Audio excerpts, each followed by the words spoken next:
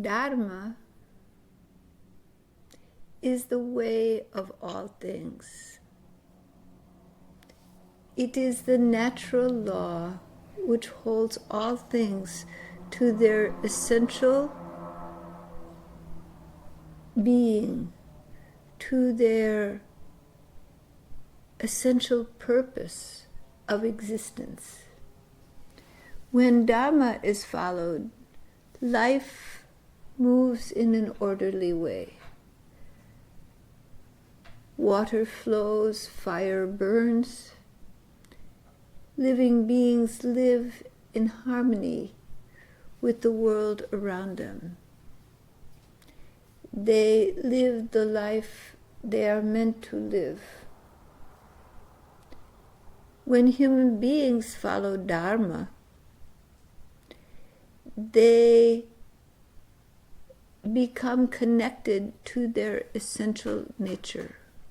When you are in alignment with Dharma, you begin to feel and express your spirit, your essential nature.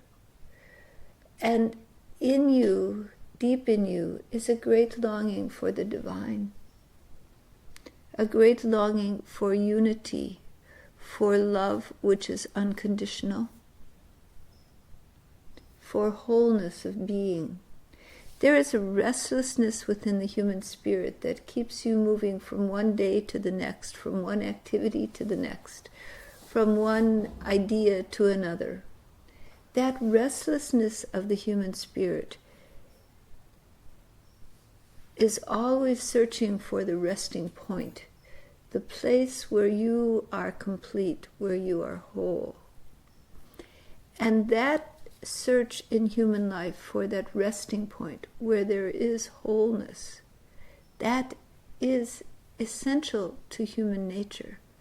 And to be in touch with that is to follow Dharma. To follow that way of your spirit is to follow Dharma. When you are out of alignment with Dharma, you become out of touch with this essential nature. Rather than seeking that wholeness of spirit, that place within you where love is complete, rather than searching for love, you begin to grasp for material objects and things in the world that may give you pleasure for a time. And in that grasping and need, you forget your spirit, you forget your heart, you forget that which is core to you. And when you begin to forget, and your thoughts and actions move out of alignment with your deep inner purpose, you become out of alignment with Dharma.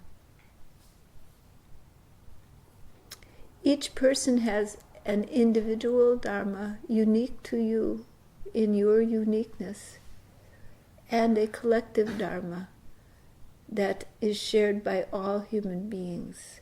That collective Dharma shared by all human beings is this attraction to the great, the desire to return to a state of wholeness, of unity, where all the restless thoughts and needs and desires of body and mind and spirit are dissolved into a fulfillment of spirit, a completeness. This path to wholeness, to awakening, that is Dharma, and shared by all human beings, is this longing. But each person is a unique expression in this world. So each person has their individual, unique way of expressing this Dharma, this essential longing for the great. And for some, it may be expressed in a painting, for others in words, for some in teaching, for some in working in the soil with the plants, for others with working with animals, for some for feeding others, for some building. Each and every person has their unique expression. And that is essential to find inside yourself and to align your intentions with that expression. If your nature is to be a warrior, to protect and shield others, then if you try to live the life of a priest, you will be a dissatisfied person because your nature will not be fulfilled.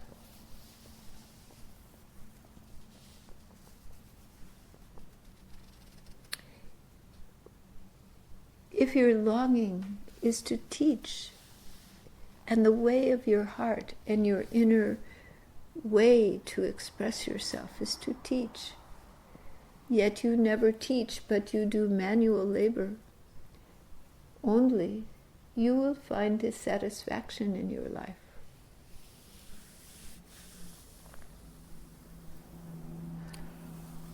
So when you live the Dharma of another, even if it looks very appealing and attractive, it cannot fulfill you as living your own Dharma. Finding what is truly your expression, your gift to the world, and your way of expressing your harmony and alignment and direction towards wholeness. There are so many ways to express Dharma. And there are expressions that do not harmonize with life and that do not express Dharma. Greed, selfishness, self-centeredness, ill will to others. These do not express Dharma, neither your individual potential or your collective human Dharma. Both are lost in these. In anger, greed, lust, jealousy, fear. These come when the sense of your alignment with Dharma is diminished. When you feel you are truly expressing your inner voice, your inner potential, what is dear to your heart, and you are doing it in such a way that you are expressing your love for the divine at the same time, then you find that you are in a harmony with yourself. And as you come into alignment and harmony with yourself, you find you are in alignment and harmony with the natural world. You find peace in nature. You begin to appreciate moment by moment the natural world around you. You begin to appreciate the paths of other beings, to be respectful to all beings, acknowledging the divinity in everyone,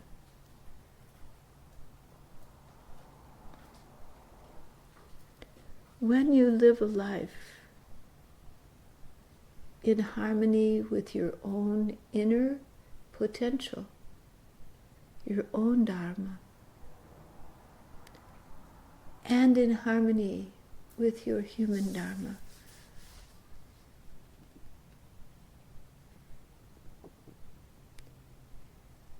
then all things begin to fall in place, and happiness comes to you. It is the suppression of your spirit that brings dissatisfaction and restlessness. When your truth cannot be spoken in the world. Never let outside circumstances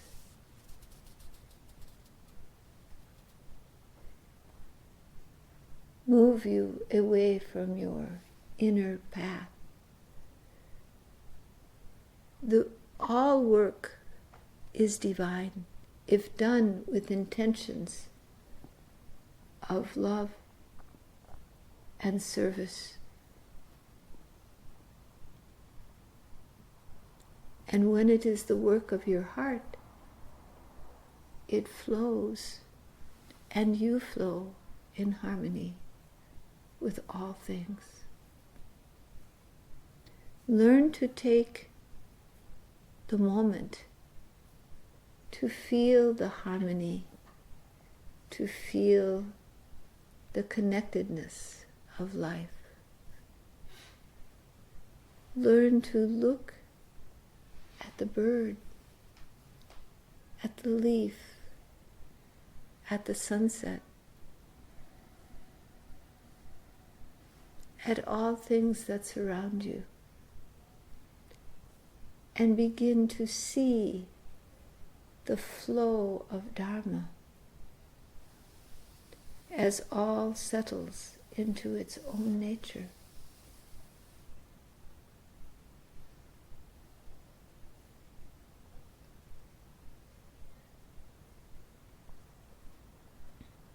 Finding this harmony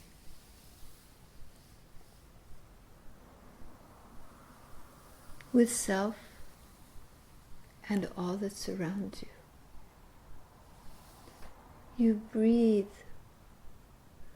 with the breath of life. You move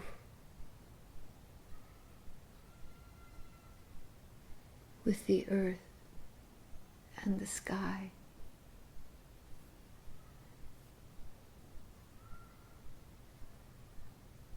Life presents a simplicity of being.